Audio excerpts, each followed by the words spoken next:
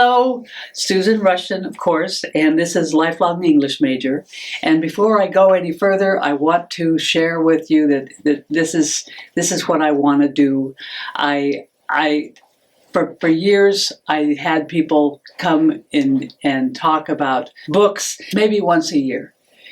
And then I thought, no, this is crazy. We can have. There are thousands of books, millions of books, billions, and billions of people who read, and so that's how I get lots of people come. And so this is Lifelong English Major, about books, etc. And I have a book that I've had for decades by Joseph Tay. Tey, and she's from England, and this is The Daughter of Time. And I can't tell you about it, what it is, but it's fascinating and beautiful, and it helps me, and it would help you. It's fascinating, and so I think Josephine Tay is a wonderful writer, and if you can find something by her, great, especially The Daughter of Time. Okay, so today my guest is Dozier, and you live in Lake of the Pines. And how long have you lived there? I think it's been about 8 years. 8 years. Mm-hmm. And where did you come from? Came from Los Angeles, Marina Del Rey. Okay. And what were you doing down there? I was working among other things. Well, I was working at Sony Pictures. In what? I was working at Sony Pictures. Sony Pictures. Yeah. And they had a special effects division called ImageWorks, and I worked in the finance department for them. Okay. So I loved it. It was good. And what is that? What is that? What, Sony Pictures? No, what you were doing? What I was doing, really, just I was the assistant to the CEO, vice president of the finance department, and he was a wonderful guy. And anyway, I just had a great time working with him. I was assisting him, administrative type stuff. Oh, neat. And Sony is just a wonderful company to work for. Good. Yeah, got a lot of free screenings and you learned a lot. Yeah. Yes, and therefore, and now you're here, and you've acted up here. Yes.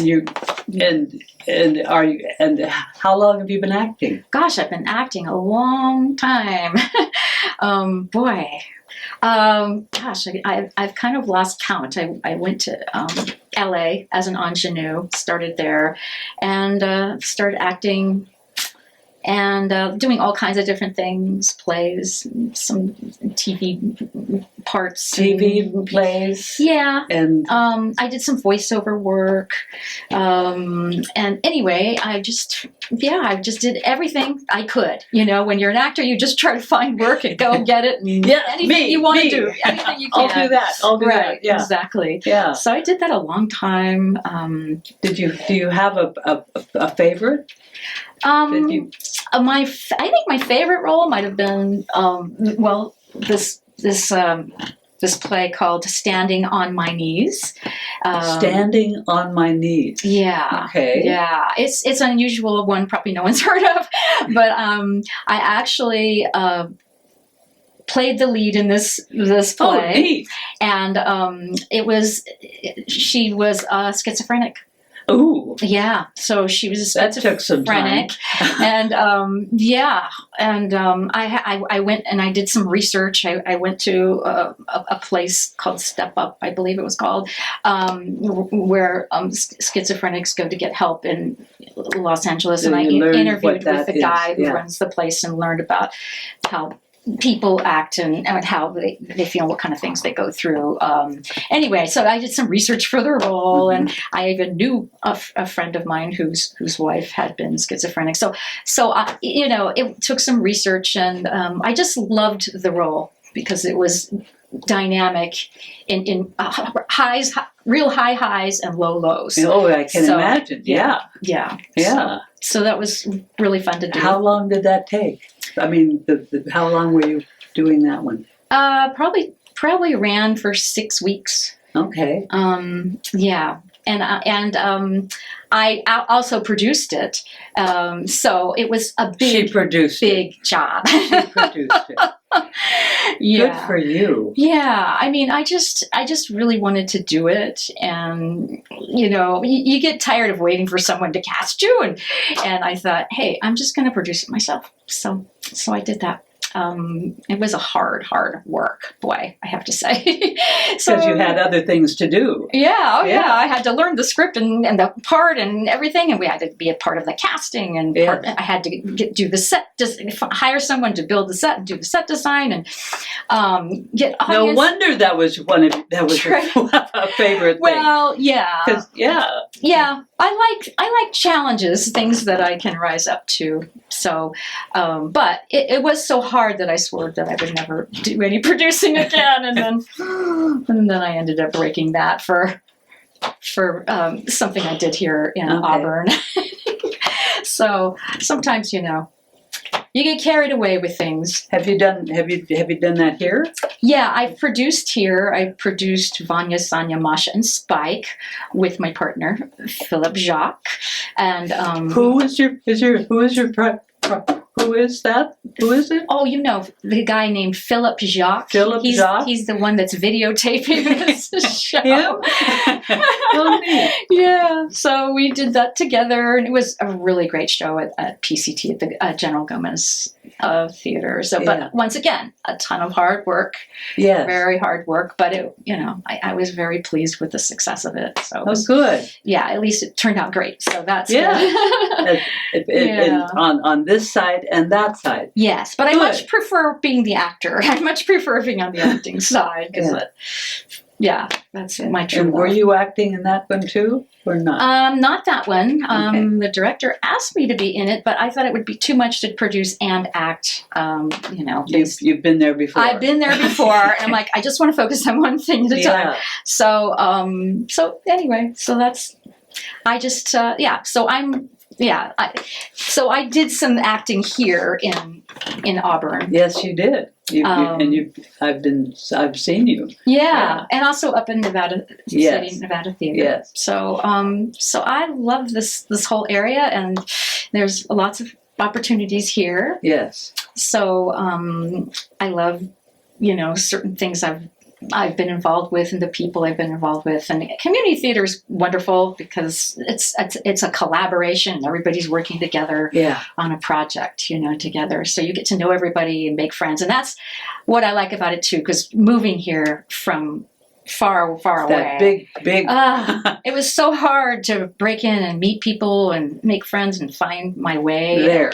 But here. Well, I mean, I was there for a long time, so I had a good community I had already built. Oh. But here I had nothing, nobody, except I think one or two people I knew up here. Anyway, so it was hard to find my way, but I found that getting involved in acting was the way, because you make friends with all the actors and find out what's going on in town, and it's just that's neat. It's a really great way to segue into a community and find your way. Yeah. Got to be involved with people. If you don't want to be lonely and bored or whatever, get involved with people and classes and things like that. Yeah. To classes, and, just all kinds of stuff. Yeah, and this is a great place to do it. Yeah. It's a great place to do it. This is a wonderful place. Okay. Yes. And what is the best part of it? Part of acting? I think the best part of acting is getting into the role, really kind of letting it take you. It's hard to explain, but allowing the role to become you. Like becoming a character and being on stage and this is what she would say. This is how she would say it. Yeah. Kind of being this character and, allowing the whole rest of your life to just disappear. Yeah. It's a great escape in a way, because you get to just be that role, that character, and that is your only world. And just really getting into that is freeing, I think. really freeing. Yeah. You know, to just bury yourself into that, the character, and the emotional aspect of it, and thinking the character's thoughts, and you know, having the motivation to do the different things the character has. It's a long story, the whole acting thing, but it's a really wonderful way to express yourself in the world, and I just love expressing myself creatively, and being different roles, and you know. Yeah. Did I answer your question right? Yes, you did. Yes. Okay. And this is lifelong English major, and now you're writing. You are writing. Yes, I am. Actually, I've been writing for a long time. But what are you writing? What you've written several other things? I guess I should say that I've been working on the same project for a long time. It's been a long time. Oh, I understand. It does take a while. Yeah, and anyway, it's something that I've been wanting to do all my life. And I started back when I lived in Los Angeles. I was taking writing classes and started writing this, what's now becoming a book. And, well, I guess it is a book at this point. So I got into that because it was something that I've always wanted to do, in the back of my mind, like growing up. And, you know, I just always thought, this is just such a weird, unusual story. I really think this needs to get out there. Okay. People need to know about this. So I'm writing basically a coming of age type of memoir. So it goes from my childhood, from like 6 years old, all the way to 19. And then it jumps ahead to show what happens later on. Like now. Yeah, kind of like now. Yeah. Which is better, apparently. Yeah, it's definitely better. Good. Okay. Do you want to share anything like that about it? Well, I hesitate to say anything too, you know, in depth about it, other than it's a coming of age tale, and all kinds of strange, unusual things happen. That when I read my stories, I have lots of different critique groups I go to run my stories by people, so I can get feedback and find out how it comes across and get any kind of, you know, expertise I can. What kind of groups do you go to? You know, critique groups. I've got several critique groups that I go to. One is Willow Valley Writers. Where's that? And that is up in Nevada City, Grass Valley area. And what's it called again? Willow Valley Writers. Willow Valley Writers. Yes, and they're wonderful. These women, I met them very soon after I moved here, because I wanted to find a good critique group when I first moved here to continue my writing. And they helped me so much with the writing process. And it kind of taught me in a lot of ways how to write, you know, because I would do something and write something, and they would say, well, we love this, but we want to see more clearly these characters. Can you show us facial expressions? Can you show us body language and mannerisms or whatever, you know? And so I'm like, oh, that's good. I'm going to write that in. So I start using that in my writing, and I use a lot of scenes in my writing to really pull the reader in, kind of like a, you know, I'm so used to TV and film and coming from the acting with scripts and stuff, that I'm used to seeing things through like a camera's lens kind of thing. And so that's what I do with my writing. I pull people into the scene, you know, showing real great details about what's going on. And I come from the first person present tense, like I'm being here now. Yeah. I'm seeing this, and Yes. this is going on around me, and, oh my gosh, and this woman, anyway, it's hard to go through the whole thing, but you know what I'm talking about because you're a writer. I just, make it like I'm drawing people into a scene. They're actually seeing like a scene in a movie. Oh, nice. When they read Okay. my stories, Yeah. and they get sucked into the scene. So Yeah. it's mostly scene driven throughout the whole thing. I'm remembering a book I read when I was 17 or 18, and this, I found myself not reading. Mm-hmm. But I was just seeing it. Right. And it was written so well that I wasn't reading anymore. Mm. It was just. You were just in it. Yes, Yeah. absolutely. There I was. Yeah. And I always hope that I can do that myself when I write. Right. Sometimes I can, and sometimes I can't.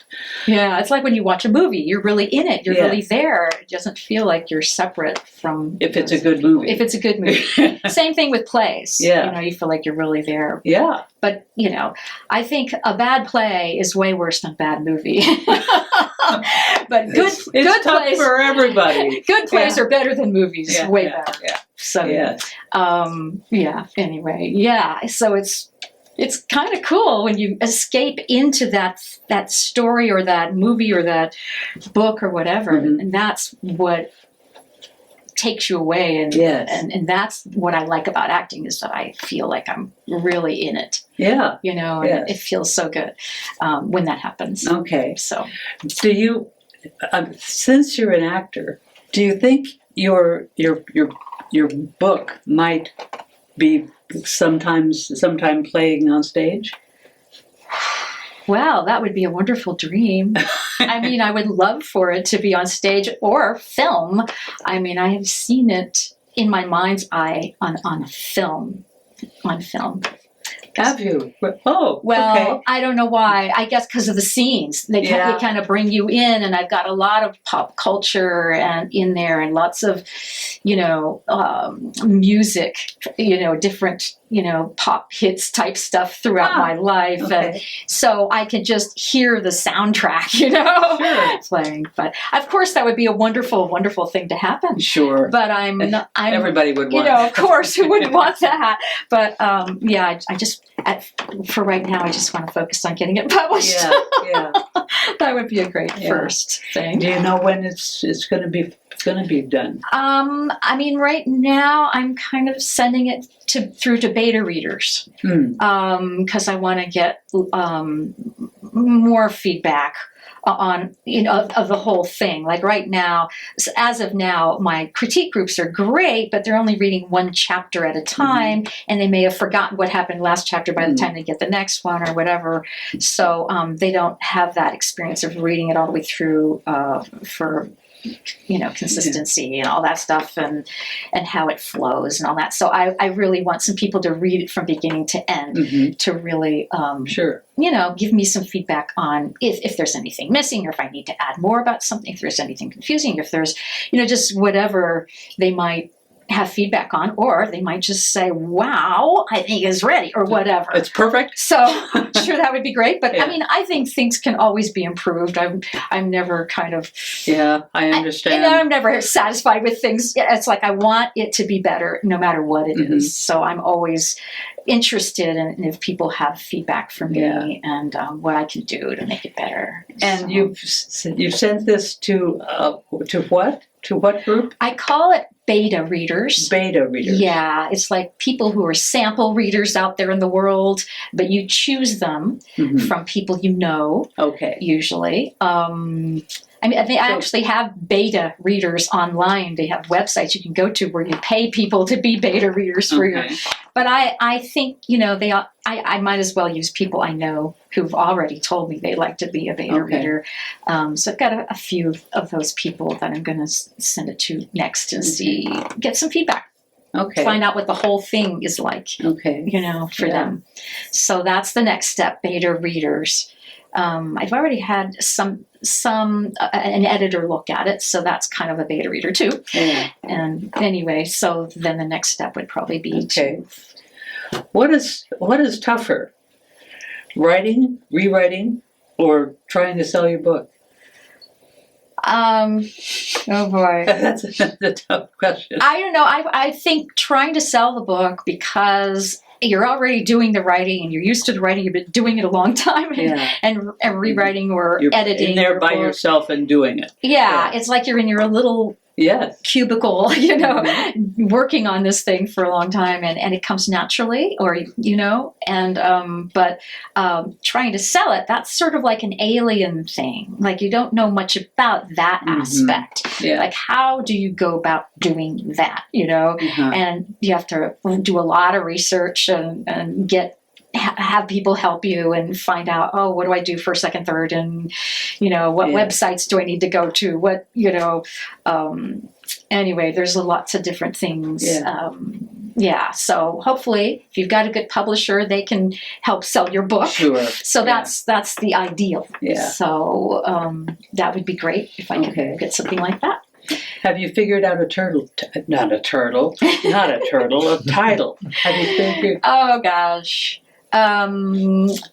There's so many different titles, and I understand. I'd rather not say. And somebody told me that if you have an agent or a publisher or whatever, they would probably want to have say on the title. So I'm just gonna, just let that go for now. Okay. But, alrighty. I do have ideas, but I'm just not gonna worry about that right now. Okay. So many other. Are you reading other things? Do you have a book you just love?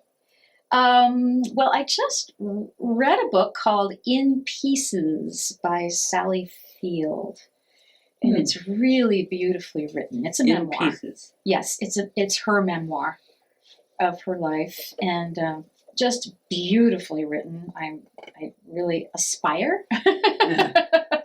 Are you sure she wrote it? Level of writing. Well, it doesn't have any, nobody else, just other her. name on it, just hers. Good. So good for her. I'm guessing she did, and it's really, really great. It's a memoir, and it has some similar themes, and she's really great at character development. She spends a couple pages on character development, and all this stuff. And anyway, I just I don't know, and I love her writing is just so beautiful and eloquent. She uses lots of metaphors, and she has different voices. She comes from the child's voice in certain scenes where she's in the scene, her child, age self, and coming from that perspective. And then she has another voice of looking back on that and her thoughts and ideas about that. And then she has another voice, and this is a book. Yes, it's a book. Different. When I say wow. When I say voice, I mean I different perspectives. Okay. And it's seamless. It works really well, because a lot of people don't do that because it's difficult to go in and out of that. Absolutely. So I think it's really advanced, and it works really well. Yes, works really well, and. Yeah. Anyway, I love that book, and I try to read memoirs because I want to see what other people are doing. So okay, like the Glass Castle, and different things, and I read. I don't know the Glass Castle. Oh yeah, it's about people who have gone through a lot because they're poor or whatever. They don't have a lot of money, and the whole family moves and moves and moves and moves and moves over and over again, and the adults of the family, the parents don't want to really work, so they're trying to make it without really working hard. There's different ways that they go about making money, and anyway, it's beautifully written, and I related to it because I had some similar things Oh. going on. Well, drat. I mean, I'm yeah, sorry. mainly the moving a lot. I Yeah. had to move, and there's different locales that she used that I relate to, you know, that I sort of lived in as well. Oh my. Okay. So, Okay. but anyway, so Okay. it's all good. I mean, everything is for a learning experience and learning about how to get better Okay. and make your life better. Yeah. So just anything I read is how can I get better here? What can I learn? Sure. Yeah. Yeah. And before we started, you said you are a creative person, Yeah. and that certainly sounds like it. You're right. You're you're on stage. Mhm. You're and in the back of the stage as well. Mm-hmm. And Yeah. you're an interesting woman. Yeah. Oh, well, thank you. And what is the tough part about this writing? The writing. Well, the tough part. I would say it's when you come to a place where you don't know how to do it. I don't know how to explain it, but like somebody says, "Oh, it really needs such and such here. Can you add that in, or can you tell me more about that, or whatever?" And I'm not really sure how sometimes, because I may not remember that, or or whatever. Mm-hmm. And so you kind of have to take certain liberties in places like that where they want to know more about certain things. Mm. Like, you know what happened, but you don't know how it came about or whatever. So you kind of have to sort of make up the way it got there. Okay. But it got to a certain place, Okay. but you don't know all the details about how it got there. So that's hard, because you kind of have to use your creativity. Mm-hmm. And I have to say, whenever people give me notes on my writing, I just, it makes my writing better. Good. So, Okay. yeah. Perfect. I may not know how to do it at first, but I find a way and realize, wow, they're right. It's better. So, okay. Well, my guest is Del Dozier, and I'm happy that you came. thank you. Thank you. I'm happy to be here. Good. I'm glad to It's see always you. a pleasure. Good. And I will see you later.